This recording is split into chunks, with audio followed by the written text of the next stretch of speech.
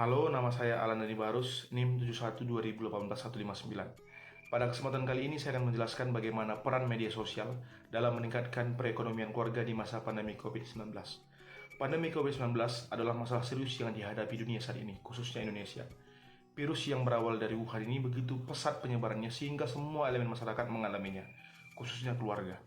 Nah, guna memutus penyebaran COVID-19 ini, pemerintah mengimbau untuk setiap masyarakat menjauhkan kerumunan ataupun pekerjaan dan usaha yang berpotensi pada kerumunan, seperti berjualan di pasar, bekerja di pabrik, dan lain segala macam. Maka dari itu, tidak sedikit juga keluarga mengalami PHK atau bahkan juga kehilangan pekerjaannya karena himbauan dari pemerintah tersebut. Nah, melihat demikian juga banyak sekali kebutuhan-kebutuhan keluarga yang harus dibutuhi, tetapi di satu sisi kita harus bekerja di rumah saja dan ada juga masyarakat yang kehilangan pekerjaan. Maka dari itu media sosial hadir untuk menjadi sarana, menjadi jembatan untuk mendapatkan uang masuk bagi keluarga sehingga bisa bertahan hidup. Apa sih pengertian media sosial?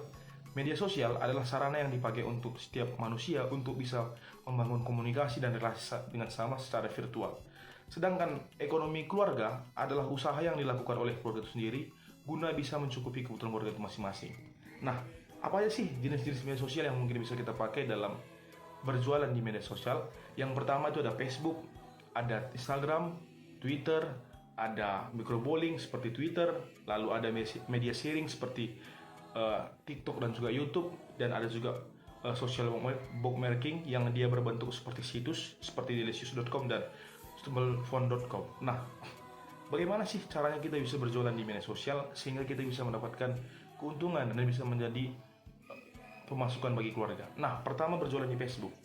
Teman-teman, yang perlu kita perhatikan ketika kita ingin berjualan di Facebook orang suka kalau kita bercerita. Nah, sehingga kalau kita ingin berjualan ataupun memasarkan produk di Facebook, hendaknya kita bercerita tentang kualitas dan bagaimana kekuatan ataupun kelebihan dari produk yang akan kita jual. Begitu juga penting testimoni dari pelanggan-pelanggan yang sebelumnya yang sudah membeli dan kita posting di Facebook, sehingga calon konsumen pun nanti tertarik untuk membelinya.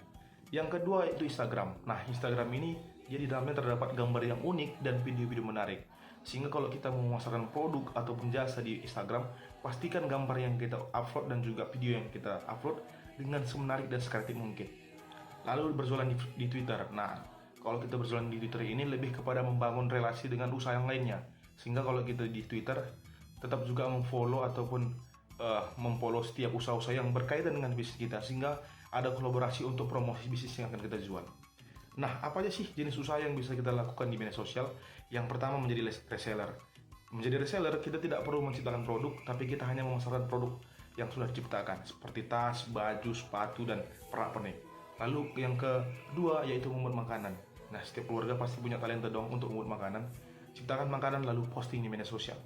Yang ketiga yaitu menjual barang second branded. Nah, banyak masyarakat Indonesia sekarang ini tertarik dengan barang-barang yang branded, namun tidak mampu membeli dengan barang yang baru karena dengan harga yang begitu tinggi, sehingga barang branded menjadi sarana ataupun menjadi pilihan bagi masyarakat untuk bisa mendapatkan barang yang original.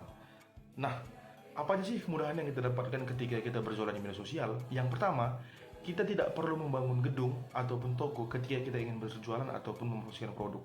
Yang kedua, proses transaksinya pun kita tidak harus bertemu dengan orang lain ataupun calon konsumen, tapi kita bisa mengirim melalui kurir. Begitu juga dengan proses pembayaran, kita tidak perlu lagi dengan uang yang tunai, tapi kita bisa secara mengirim dengan OVO, ShopeePay, dan juga dari M-Banking dan lain segala macam, dan banyak jenis-jenis pengiriman lainnya.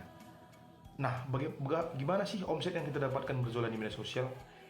Seorang gadis asal Bandung dengan berjualan basreng, dia mampu menghasilkan 50-100 juta per harinya dengan menjual basreng. Itu dilakukan karena berjualan di media sosial. Maka dari itu teman-teman, ayo kita berjualan di media sosial untuk meningkatkan perekonomian keluarga. Nah, dampak dari pandemi COVID-19 ini membuat keluarga yang tadinya bekerja secara kerumunan kini harus bekerja di rumah saja.